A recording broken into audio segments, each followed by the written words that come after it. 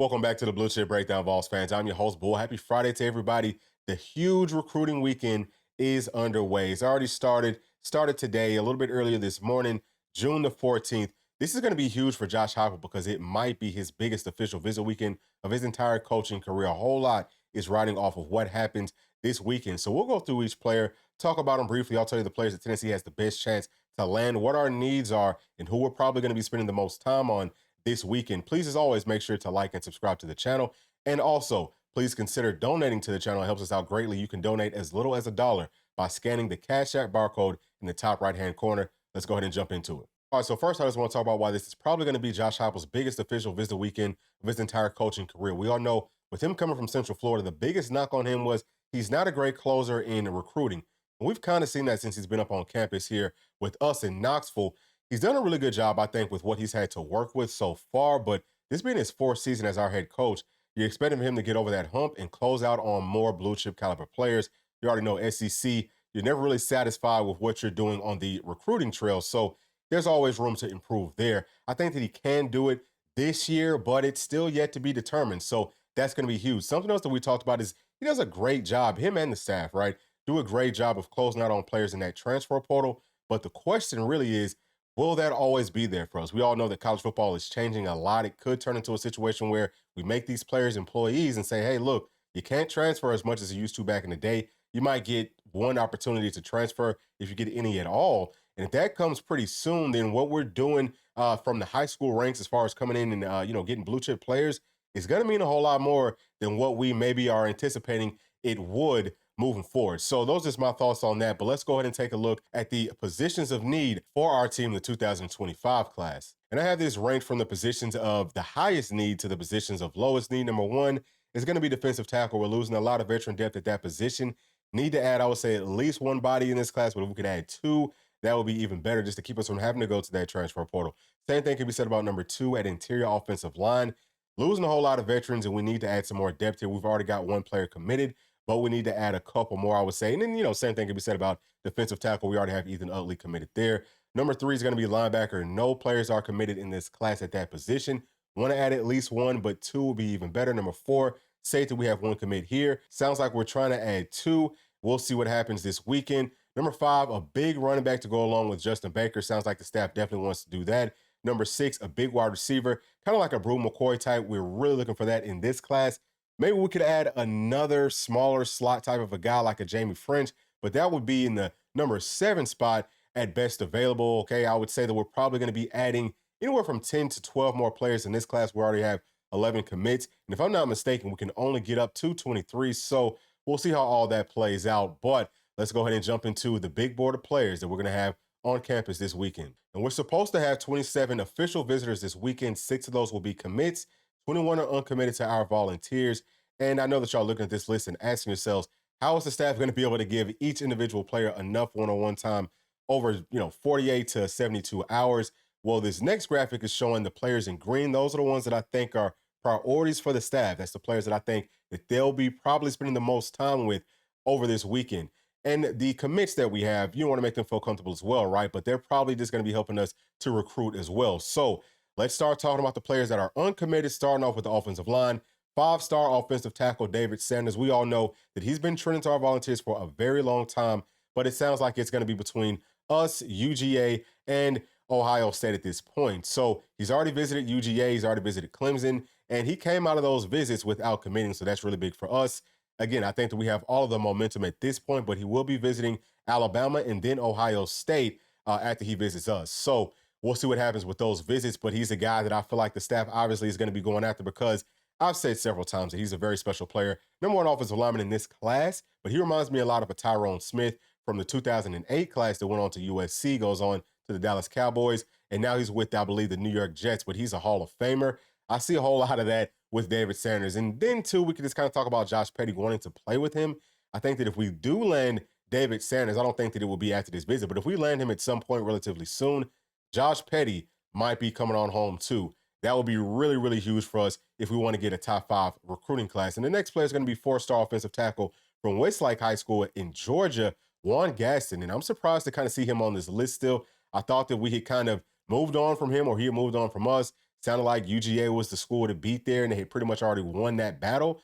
But now we're hearing from the insiders that, man, he didn't commit on his UGA visit, and he's still open. Tennessee, it has the best chance to be able to land Juan Gaston. That would be huge if we could get him because he's also teammates with Travis Smith. So that's a big one. The next player is going to be interior offensive lineman. He's a four-star Dontrell Glover. He's from Fairburn, Georgia. That's the same city that Eric Berry is from, although he doesn't go to Eric Berry's high school in Creekside.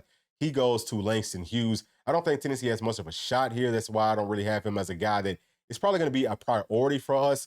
Probably going to be Florida State or Auburn that he goes to. And then we also have another offensive lineman that's coming in that can play on the interior, in Nick Moore. Now, he was about to, announce his decision like a day or two ago, something like that. He was probably going to be going on to West Virginia, and West Virginia is telling him that he could play defensive tackle. It sounds like that's what he wants to play.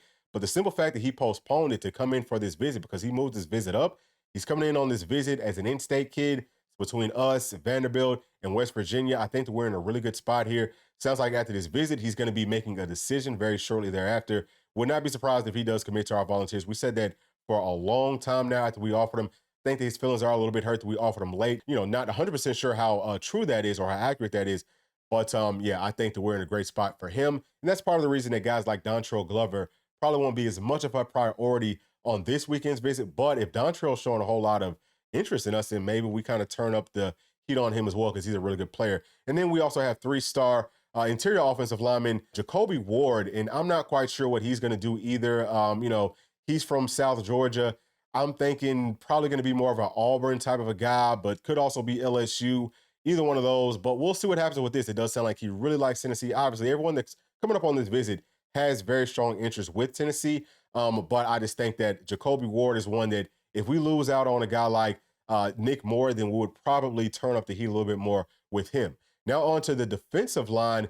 Right here at the top, five-star defensive lineman Isaiah Gibson. He's a USC commit. I love him, and I think he's going to be a priority for us because he's versatile enough to play on the edge at Leo or strong side defensive end, but he's already big enough that he could work himself into a defensive tackle. That's where I think he has a lot more upside at. If you look at him, kind of moving in at DT, this is a guy that, looks like a future Pro Bowler as an NFL player. He's got an unreal amount of size, length, and twitchiness that is just unparalleled. Now, he is from Warner Robins, Georgia, and he's already visited UGA on May the 31st, South Carolina on June the 7th, Auburn on June the 10th, and he will be visiting Oklahoma on June the 21st. I don't think that that's even all of his official visits. That's just what I got from On 3, but I think he's going to be visiting teams like Alabama and maybe some other ones as well. Again, he's committed to USC, so he might just end up staying put, but there's a whole lot of teams that's kind of in the mix for this one. If we can make a very strong push here, that would be so huge, so critical for our future moving forward, just because I think that he's going to be such a special talent. Now, as we look at the rest of this list, we have three edge guys. I like all these players, but I just don't know how close Tennessee is to actually being able to land them. I feel like we're in a pretty good spot with Jared Smith, but the insiders have kind of come out and said that, well, we're kind of like on the outside looking in. Definitely on the outside looking in with Zion Grady. Damian Shanklin, I think that we're in a really good spot for as well. A lot of, how much attention we give to each player is going to depend on how much interest they're already showing in us. But yeah, it would be huge to add any of those players. But one player that we know for sure that will be a huge priority for the staff is going to be four-star defensive tackle Charles House. This is a guy that Tennessee has been recruiting very hard for a very long time. And it's pretty much been between us and Alabama and UGA. He's already visited Alabama back on May the 31st, UGA on June the 7th. And we're going to get his last official visit before he announces on June the 22nd. So out of all these players, he might get the most attention just because he's about to announce here very soon. I think that we're in a really good spot with him, but he would just add a lot to this team. He's another one that's kind of, like a Isaiah Gibson, where he's a bigger body and he's twitchy. He's not as twitchy as Isaiah is, but he's going to be a really good defensive tackle, I believe, moving forward. So on to the wide receiver position, starting off with five-star Jamie French. He's a player that has been all over the place. Didn't think that he would make it up on an official visit. Didn't think that the staff would even want to bring him in because LSU and Texas are trending the most for him. I would say even Ohio State's probably a little bit ahead of Tennessee at this point. So we're not in a great spot with him, but we'll see what happens. Maybe the staff does make him a priority. He's not the bigger body that sounds like we're looking for. So I don't know what's going to happen. Maybe G-Mac and David Sanders can talk to him and figure out where he's really at on a very realistic level. And if they say, hey, he is kind of very much considering Tennessee and we're kind of higher up on his board, than we thought before, then maybe the staff does press for him a little bit more. But I think that we will spend a lot more time trying to get guys like Caleb Cunningham, who's a five-star wide receiver and is that bigger body, kind of like that Brew McCoy type of a guy. He's a lot more of that than Jamie French is. Maybe we spend more time on him. And he's one that's kind of been all over the place too. He's from Mississippi. Everyone was saying he might be going on to Mississippi State, maybe Ole Miss. But after his official visits to Auburn May the 31st, names them as his leader, has an official visit to Florida this past weekend on June the 7th, and gave that visit a 10.5 out of 10. So he's very impressionable, I guess is the best way to say that. We'll see. I would not be surprised if the staff does make him a priority and he names us as his new leader after this weekend. But he still has a few more official visits. We know for sure that Alabama will be one on June the 21st, and he might try to sneak another one in there in between that time. But he will be a huge addition to this team for sure. Next player is going to be four-star wide receiver Desjarian Miller, and he's from East St. Louis, Illinois. Very surprised that a team like Missouri is not higher up on his board, but he already took an official visit to Ole Miss on June the 6th, and then he's got us this weekend, obviously, and after that, he's supposed to be going on to Kentucky June the 21st. He's another one that's a bigger body guy. I think that he will be a priority for us just because we're, more on the outside looking in for a guy like Caleb Cunningham, but just, rest assured that we do have some more big-time, big-body wide receivers coming in over the, like the next week or so that we could close out for as well. Now onto the linebacker position, starting off with four-star UGA commit Jaden Pilati. Let me just tell you about his visits first and foremost. Already been to Alabama May the 31st, already been to Miami June the 7th, and then after us, he's maybe going to have Ohio State on June the 21st, and he might fit in some more official visits as well. He's looking at several schools. I don't think that UGA is one of them any longer, but this is going to be a really big one. I got to talk to him personally, face-to-face, and he said that he does really like Tennessee, and if this visit goes well, he could end up pulling the trigger. Wants to make a decision before the football season starts, and he's an absolute and total dog. I would love for us to add him to this class as a linebacker that can do a whole lot of things, extremely versatile, can play on all three levels. We talked about that, and I think he can play on all three levels at a very, very high level.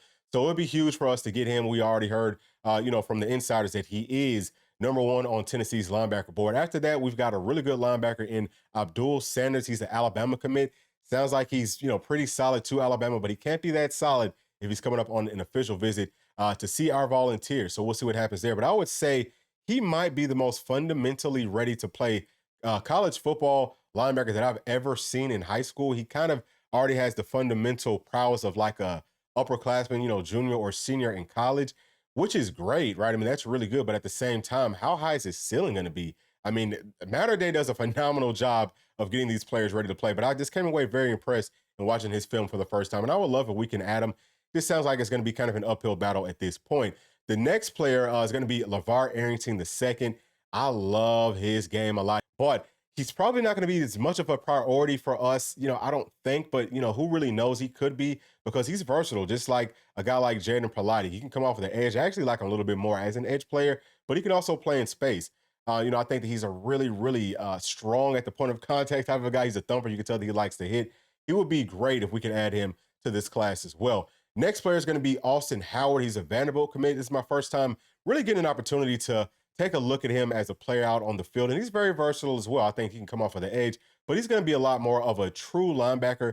He can also play tight end. So could be a guy that maybe we push up a little bit higher on our board just because he's even more versatile to be able to go from offense and also play on defense. Probably going to be really, really good on special teams as well. Now on to the running back position. The first one right here, Osman Chroma. Oh my goodness. He plays at Lee County High School here in Georgia. Everybody that comes from that school, they're tough. They're dogs. Reminds me a lot of Buford. That's what he's coming from. But man, just in watching his film, the first thing that I thought, and it's something that we had touched on yesterday in the video where I said, look, if I could add one player over the course of Tennessee's history in football on offense to this year's team, it would be Montario Hardesty. He reminds me a lot of Montario Hardesty. About 6'1", 215, 220 pounds, and he gets downhill. He runs through tackles. He gets that extra bit of everything. He also reminds me a lot of a Quinshon Junkins, who I said, years ago, I was like, dude, I would love if Tennessee could add him to our team. Exactly what we need. I think that that is what this team needs, probably more than anything, is a running back that can get downhill and that it's a nightmare to tackle because you're facing up against those six-man boxes. That's a nightmare. But he's one that, man, I really hope that the staff can close out on. He is one of my favorite running backs in this class. You pair him with a guy like Justin Baker, who also is a dog. Man, that class right there could maybe be the best running back class that Coach Heupel has signed if we end up doing it that way. Now, I don't think that we'll sign both of these players. It's either going to be one or the other, but Shakai Mills Knight's another one that I like a whole lot. And, he's got a whole lot of visits. Man, he's already been to Miami on May the 31st, Alabama, June the 7th, Auburn, June the 10th. And, I believe that will end up being his last official visit before he makes a decision, but we don't know. And let me also tell you about Osman Chroma's official visit because we skipped right over that. I got too excited just in talking about this game, but his was Auburn, May the 17th, Miami, May the 31st, Florida State, June the 7th, and then he's going to have UGA coming up on June the 21st. And no idea when he's planning on making a decision, but either one of these two players, man, would be huge. I think that, we're probably in a little bit of a better spot to land Shakai Mills Knight. I still think that Miami's probably the leader. What happens out of this visit for these two running backs is going to be huge for the future of our program for sure. Now, on to the tight end position. We have one player coming up, and that's four-star tight end Deson Brame. He's already visited Ole Miss April the 12th, Oklahoma June the 7th, and after he visits our Volunteers, he's going to be visiting Oregon June the 21st. Right now, it sounds like it's between us, Oregon, and Oklahoma. Maybe a little bit more with us versus Oregon. I think that we should be able to be in a great spot with him coming out of this visit. He's another one that I said, man, I don't know if we're still going to be recruiting him, but seeing him coming up on an official visit is, it's a huge surprise for me, but it's a very pleasant surprise for me because I think adding him with what we already have in this class would be, just absolutely monumental. And, I'm very much looking forward to what's going to happen here with him and a guy like Jack Van Dorseleer. I think that we could have, the guy that's more of that kind of inline blocking tight end that can also go out for passes. And then another one that is more of a pass catching tight end, but they're both very versatile. And Deson being from Kansas, you have to ask yourself, where is he going to go? Does he want to stay in the Midwest? Or, is he just fine going anywhere because he's pretty much like equal distance from pretty much every school that's on the East or West Coast. So, that's going to be a really fun one. And I'm excited to hear what happens coming up out of his visit. And the last player is going to be Timothy Merritt. He is committed to Miami. He committed there after his official visit this past weekend. He's from Alabama. And it's huge, just the simple fact that Tennessee was able to get him to come back up to campus for an official visit. I think that puts us in a really good spot. Cornerback / safety hybrid. I think that he can really do either one. For me, he's more of a cornerback, but he's just one of those versatile players. Obviously, he's a priority for this staff. And I think that we'll do a really good job in closing out on him. Again, I think that it says a lot, just the simple fact that he is willing to come back up and give us another opportunity with an official visit. Now, I don't know if he's going to be going on to Arkansas June the 21st. That is a visit that he did have slotted before, and Arkansas was very high up on his board before he committed to Miami. But if he doesn't go on to an official visit to Arkansas, I would say that Tennessee's in a really good spot to be able to flip him from Miami. We'll see how that whole thing goes. But that's it, man. That's all the players, right? That's a good look at just an overall picture of, how we're kind of trending for all these guys who's probably going to be a priority. But please rest assured that everyone's going to be treated like a priority for sure. They're going to have a whole lot of one-on-one time with their hosts, right? They'll have just one host, maybe two hosts that just kind of walks them around the entire campus so that they're never alone. They've always got someone that's going to be working closely with them. And then they'll also have like a player host at least for one night, probably like get a chance to go out on the town. That'll probably be tomorrow night, things like that. Just kind of see what it's like to live up in Knoxville as a Tennessee football player. And that's going to definitely, I'm sure, be a whole lot of fun for these players and probably will put Tennessee very high up on everyone's boards. But we'll see how we do in being able to close out with all these guys. I think that Josh Heupel and the entire staff is going to do a really good job this time, man. I think that we close out for the players that we're trending for, right? It's yet to be seen, but I just have that feeling that we're going to do it this year. I feel like we're going to get over that hump. So I'm just very excited about all of it, man. And I'll be bringing y'all as much information as I possibly can to the channel. Keep a close eye out on the community tab. Anything that I get from the players that are up there or from the insiders, whatever, we'll be bringing it to y'all. But thank you as always for tuning into this channel and sticking all the way to the end. Please make sure as always to like, subscribe, hit that notification bell, share with your friends, family, and other volunteer fans. And also please do consider donating to the channel. It helps us out tremendously. And we'll see y'all on the next one. Thanks. Peace.